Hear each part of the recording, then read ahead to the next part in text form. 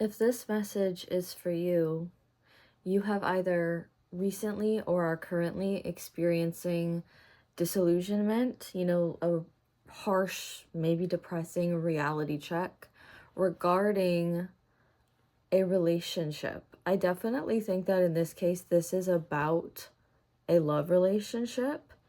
And the gist of the message that I'm getting overall, like kind of the context, is that you idealize someone and or they idealize you. There was a very fantastical element to this relationship or connection or like love story, and it fell apart.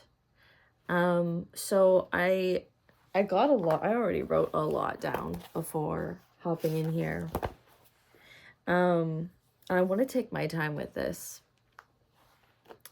but I had been hearing throughout the day, for the first time in a long time, this song Party's Dead by That Handsome Devil. I'll probably come back around to that and get into more of the lyrics because I think that that's a big part of the message. But Party's Dead by That Handsome Devil is like about like settling down, really settling down for the wrong reasons. And I feel like if you're getting this, part of what happened is that someone that you were waiting for or someone that you were with chose someone over you to settle down with just to settle. But yeah, it's like this concept pervades the reading, like the concept of partying and the party being over, like outgrowing, like a feeling of outgrowing the revelry of your youth. And I feel like this may more apply to the other person, the person that you were involved with.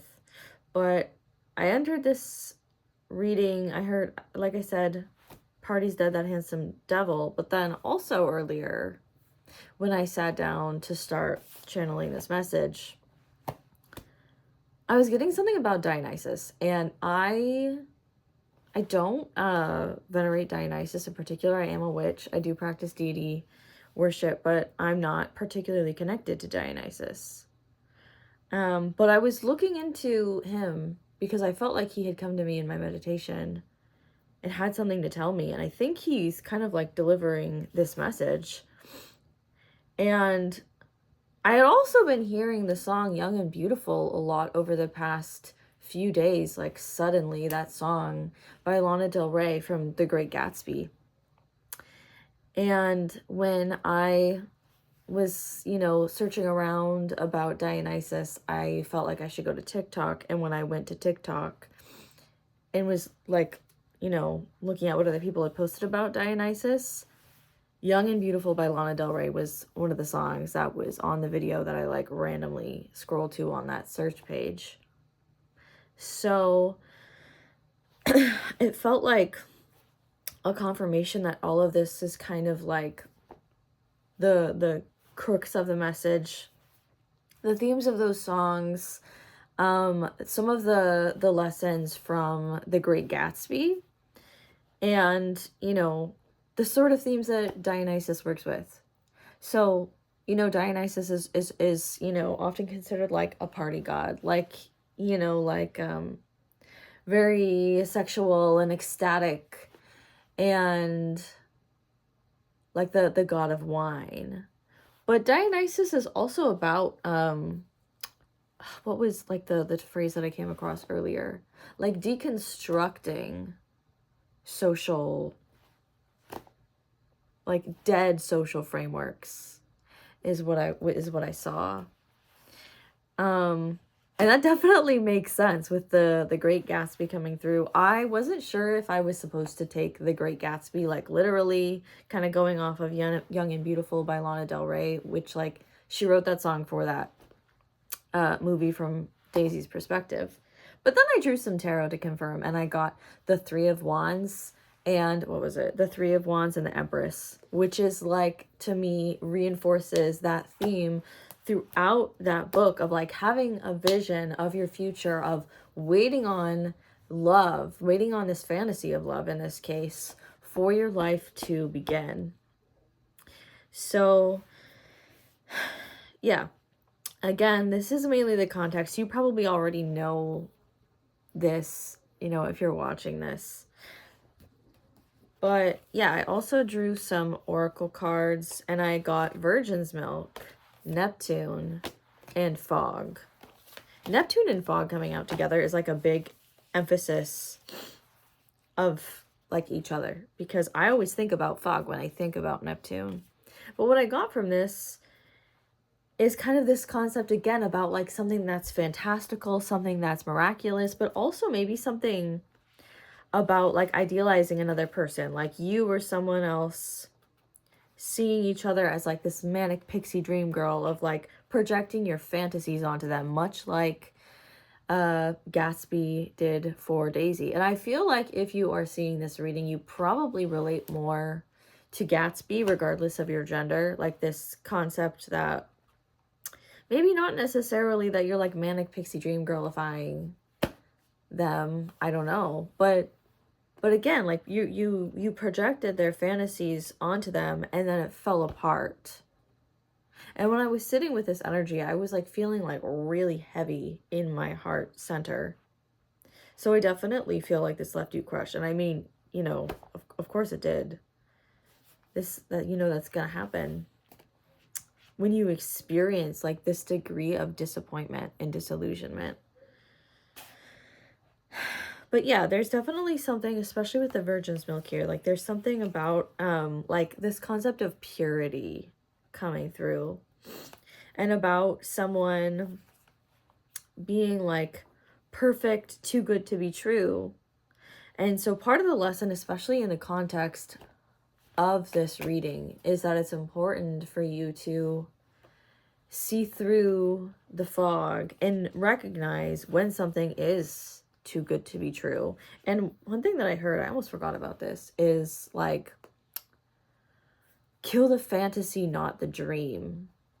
So it's like, it's important to see through the fog and the confusion, but not stop believing in like miracles or like spiritual like connections with other people, or like believing that you can have like a happy, beautiful relationship with someone. And then I also, when I was remembering that Great Gatsby, when I realized that Great Gatsby really was part of this reading, I was like, oh, I think I have that book in my living room. So I went to find it, and lo and behold, it's a different book by F. Scott Fitzgerald. But I did, you know, my libromancy, as I call it, and I flipped to a random page in this book, which was, initially I flipped to page 164, where it was talking about a character escaping into the night. And also it was really interesting, I realized that the pages of the book that I was looking at were the same as the page in the guidebook for this card. So for some of you, there might be something about 64, 65, 164, 165. I do not know. But yeah, it was interesting. It's like this, like fog, like illusion, like escaping, you know, like escapism. Like this character was like leaving a note and like packing just enough like to put in one bag to leave where she was staying, and just like fleeing into the night. So this person may have done you. They may have like done this to you. They may have left you without a trace. They may have left you wandering. So that could be a confirmation for you. And if that is what happened, it is important for you to realize that that was escapism. You know, not that they were like, not that like the grass was greener, or that there was anything real that they were like escaping towards. Like they left like a thief in the night, sort of a thing. So there's that. And then I also noticed the title of this book is called Flappers and Philosophers. And this theme of dichotomy is coming up a lot in this reading. Where else did it come? Oh yeah, like the parties that, like, there's this theme of like sobriety and reality checks and like hard truths coming through, like fantasy and disillusionment falling, like something feeling so ethereal and then suddenly like getting real and it like hitting you with a thud. You know, like something may have happened between you and this person and they were like, I'm out. You know, that sort of a thing, perhaps. I don't know. But like, you know, flappers and philosophies. I like thought about the concept of like flappers and philosophers, excuse me. And how like flappers is like, you know, like a title, like a group of people. And philosophers is too, but again, it feels kind of more Neptune, like this seeker energy of like wanting to align yourself with like knowledge, and the flappers are about like the party of it. So there's like something about like ego and heart that was already coming through at that point. And then I flipped to page 164 because I heard, you know, your favorite book. And honestly, I don't read enough, but this is definitely one of my favorite books, The Alchemist by Paulo Coelho. And I flipped to page 164. I'm going to read this out loud. But his heart, or well, where your treasure is, there also will be your heart, the alchemist had told him. But his heart was speaking of other things. With pride, it told the story of a shepherd who had left his flock to follow a dream he had on 2 different occasions. It told of personal legend, of all the many men who had wandered in search of distant lands or beautiful women, confronting the people of their times with their preconceived notions. It spoke of journeys, discoveries, books, and change. So there's like a definite challenge with ego here, right? Of like there being like something about like status and ambition and that playing into like the reality check. Like maybe it was someone's like self-worth. Like that's part of the story of like Daisy and Gatsby. Like he thought like, God, what was it? Oh my God, this is embarrassing. Like he wasn't like rich enough for her soon enough, and that's why they couldn't get married, and he like shipped off. I think it was something like that. And so he thought that if he could make himself like rich enough, he could win her back. But that's like ego over truth. And so that's part of the message. That's like a big theme here. I also feel like, and a lot of the readings that I've done lately, like themes relating to Saturn and Neptune have been recurring a lot. You know, this theme of like a reality check and disillusionment have been recurring a lot. And seeing like manipulation, lies, deceit for what it is or what it was. And so I definitely feel like that's part of this message. And we are really close to the perfection of the Saturn-Neptune conjunction at the time that I'm filming this. You know, Saturn and Neptune are like, Saturn is like, so like Saturn is like what, less than 2 weeks? About 2 weeks away from hitting an exact conjunction with Neptune. Saturn represents, you know, matter. And Neptune, oh, I forgot. That's also something that I read. And Neptune represents form, you could say. Or I would more say like formlessness. So, because again, Neptune is smoke. And Neptune, again, literally also came up in this reading in the cards that I pulled. In this card, one of the things that I read on the inner cover, I was drawn to part of this quote. It was talking about the triumph of form over matter. So it's like, again, I feel like there's something important here about not losing sight of your dream just because you get like a hard, cold reality check. Like not letting yourself become so disillusioned that you say love isn't real. You know, something like that. Ultimately, you know, if you keep the faith and like pour back into yourself and your dream, and you don't let anyone else take that away from you, the sort of life that you want for yourself and that you're building for yourself, then like you'll get there. You can build it.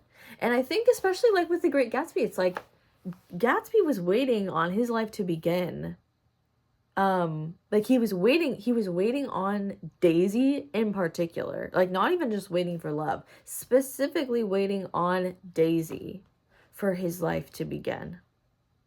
So like, again, you may have been waiting on this person, or maybe they were waiting on you and, you know, again, they left, but it's like something about like a feeling of incompleteness now that this person isn't there. And I also do feel like this is the end of a chapter, because I turned to two different passages in this book, and both of them were the very last page of a chapter.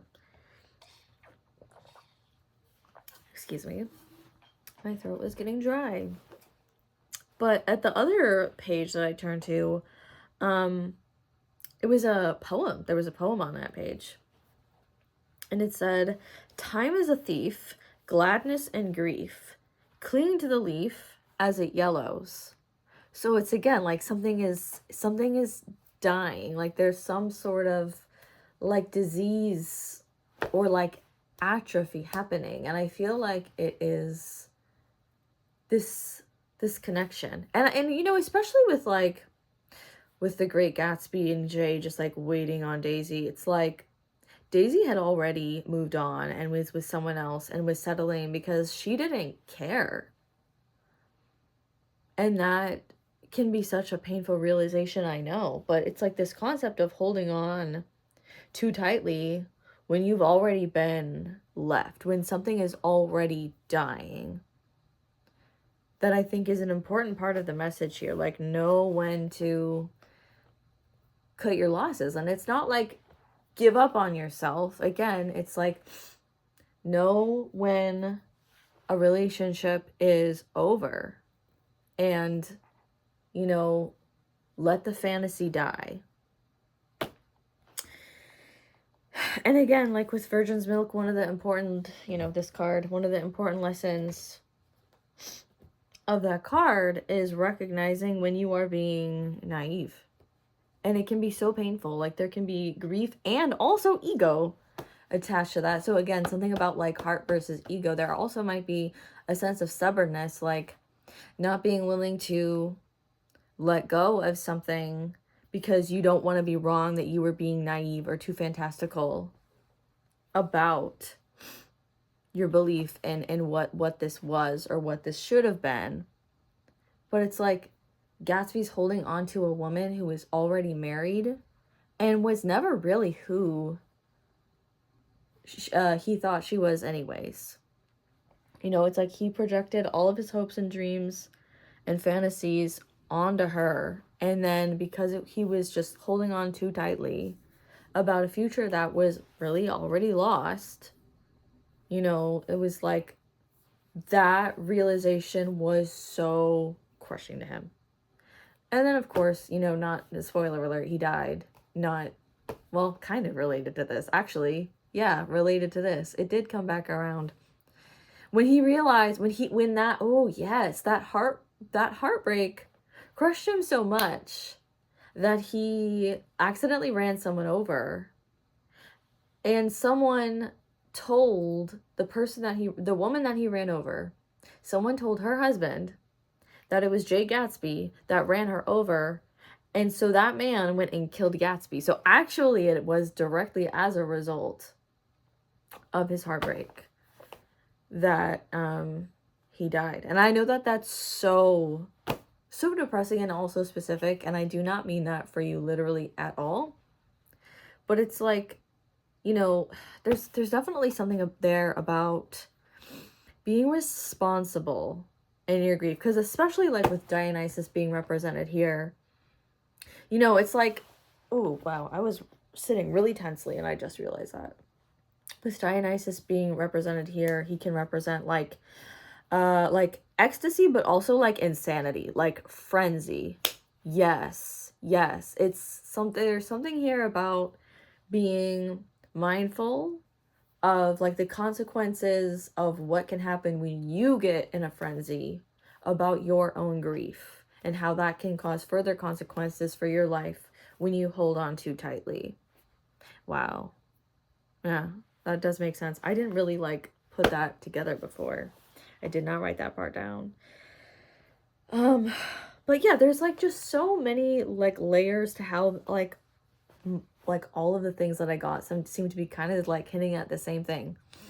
Because again, like also like with the 2 pages 39 to 40, where I got that poem from in this book, the gist of what's happening on those pages is that this man tells this girl that he like just met that he's like dating or something. I don't know. I have not actually read this book before, so I'm missing context, but he's like, "Oh, I was lying about who I am. That's not who I am. It was a lie.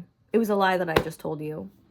And she says, "What an imagination. I want you to lie to me just as sweetly as you know how for the rest of my life."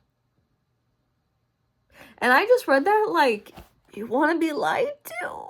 You want to be lied to? And I feel like that is part of this message, is one, coming to terms with the fact that you don't want to be lied to. Like, you don't want to buy into a fantasy and then have it crash down again. You don't want, you want to know someone for who they really are and not the story that they sold you about themselves, not the fantasy of them that you had for whatever reason. You know, maybe they like lied to you about who they were. Maybe you lied to yourself. Probably at least a little bit of both. Yeah, that detail is gonna vary situation to situation. But it kind of like, you know, reinforces that dynamic between Daisy and Gatsby. It's like that one-sided, vapid, selfish love. And like I kind of come back to those lyrics from Young and Beautiful by Lana Del Rey. Will you still love me when I'm no longer young and beautiful? Will you still love me when I have nothing but my aching soul? It's not like that song from, what was it? Frank, what movie was that? Was it The Wedding Planner? It's like an old, like, I think 80s, 90s movies with Adam Sandler and Drew Barrymore, where he sings her this song about, like, I want to grow old with you. I want to do, oh, 2 on the timer. Hello? Okay, wow.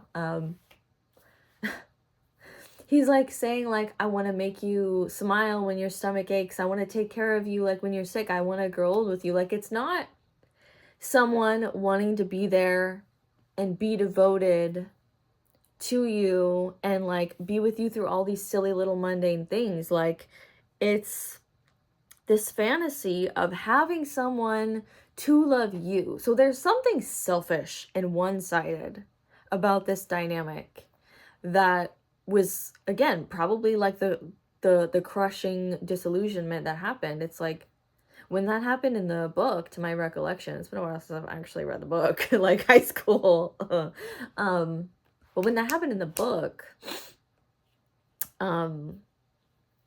like, yeah, Gatsby just realized, like, Daisy didn't really care. Like, he was kind of just telling her what she wanted to, or she was kind of just telling him whatever he wanted to hear. Yeah. So, like, cause she wanted to feel loved, and she was using him as revenge on her husband Tom because he was having an affair. So, again, there's something one-sided and vapid about this. And it's like this concept of like love that's not reciprocated, love that's like unrequited. And again, kill the fantasy, not the dream. It's not that you can't be loved. It's that this relationship was never, this connection, this love story was never what you thought it was. Yeah, I think that's most of what I came up with already. I'm like, is there more to this? The Alchemist. I already read that. Yeah, so this is an end of a chapter for you. When you are seeing this message and it's resonating with you, it's important to recognize this is the end. 2444, right as I looked up. Okay?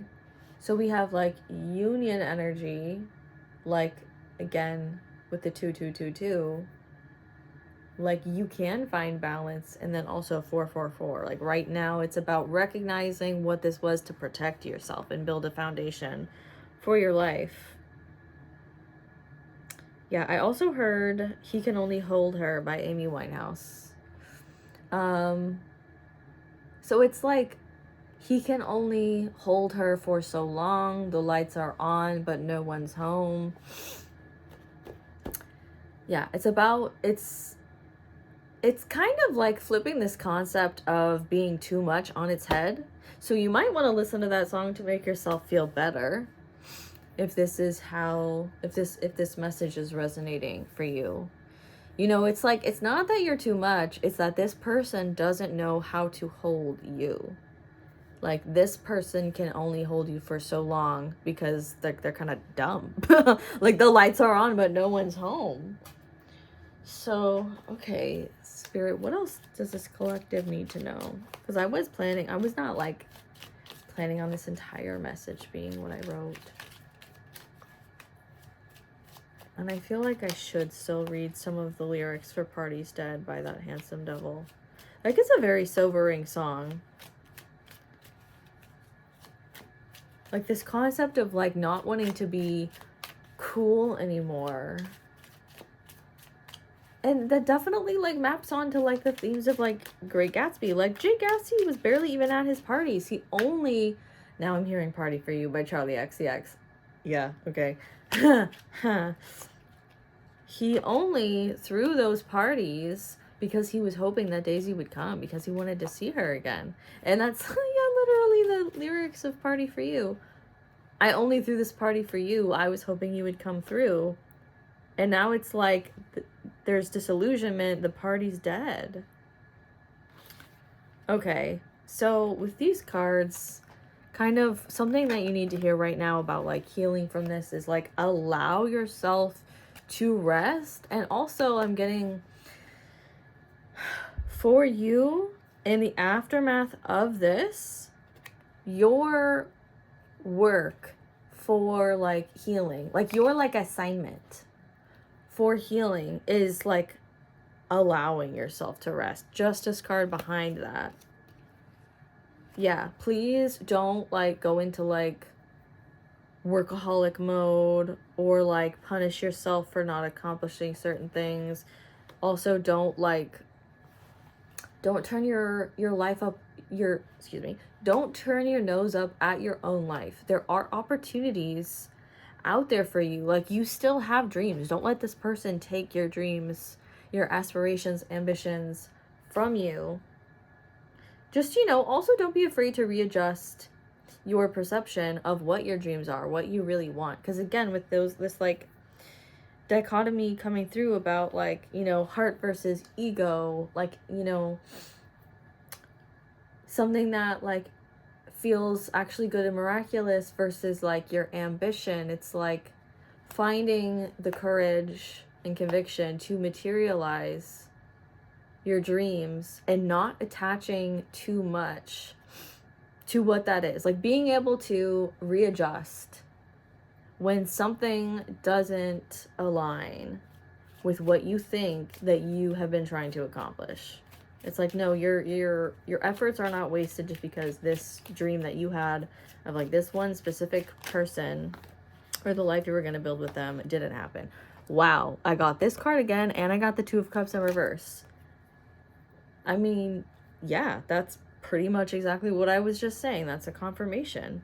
Your life isn't over just because this didn't happen, just because you're not with this person. I'm going to get... No, actually... Yeah, I feel like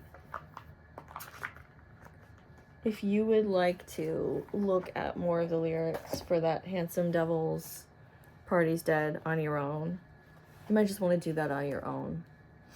But the lyric that, like, kept coming to me is, you'll finish school, I'll quit the booze. That's a big part of those lyrics. And also, we've been cool way too long. Party's dead. What is it? Party's dead, friends are gone. Yeah, it's like this something about your lifestyle might need to change. Which is not to say that, like, you shouldn't have friends or you shouldn't have fun, you know, especially with Dionysus being such, like, a central point in, like, the themes that he represents. It's not that you're not supposed to have fun. It's not that you're not supposed to enjoy your life, but, you know, devotees of Dionysus talk about how he teaches, like, temperance and moderation as well.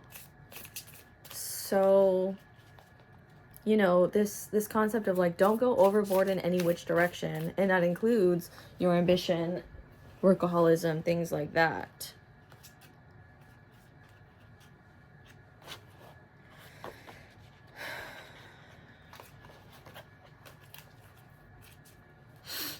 Okay, I got the Four of Wands, the Four of Candles in this deck. This is my Poe deck. Got the Four of Wands coming out. And I love this deck because there's a quote at the bottom. So, I'm going to read the quote. I loved her with a love more fervent than I had believed it possible to feel for any denizen of earth. Okay. I think what this is saying, actually, is that your love, your ability to connect with other people doesn't come from this person. Like, I'm going to read this quote again. I loved her with a more fervent, with a love more fervent than I had believed it possible to feel for any denizen of earth. Like, that's the love that he gave. Probably Annabelle Lee, who is, because a lot of these, I think a lot of the quotes on here are from literally Edgar Allan Poe's, like, journals. I don't know. I don't remember. But you love this person so deeply. You love them. And I think that, like again, like with He Can Only Hold Her, you know, he can only hold her for so long, the lights are on, but no one's home. You know, this person wanted to be loved, but didn't care to learn how to really love you when it mattered. You know, and that's where that reality check came from. When it came down to being time to saying, no, I'm in the wrong, like, no, I don't want to be, like, having an affair. I don't want to be with the wrong person. I don't want to be, you know, this person that's doing this thing that's against my values. Like, I want to be there for you. I want to be, you know, honest. I want to be, like, whatever the case was, that was, like, this moment of disillusionment for you. When it came down to it, they couldn't do it. You know, they were incapable of doing it, perhaps. The point is not to agonize over that. It's to remember that your ability to connect with other people does not come from this other person. It did not come from them, even if you never experienced that with anyone else before. Like, more fervent than I had believed it possible to feel for any denizen of earth. Just because you never loved someone like this before doesn't mean that love belongs to them. Your capacity to love is your own. Don't let them take it from you. So, yeah, I hope this helped. This is the first reading that I have exclusively filmed for YouTube. 3333 on the timer. Cool.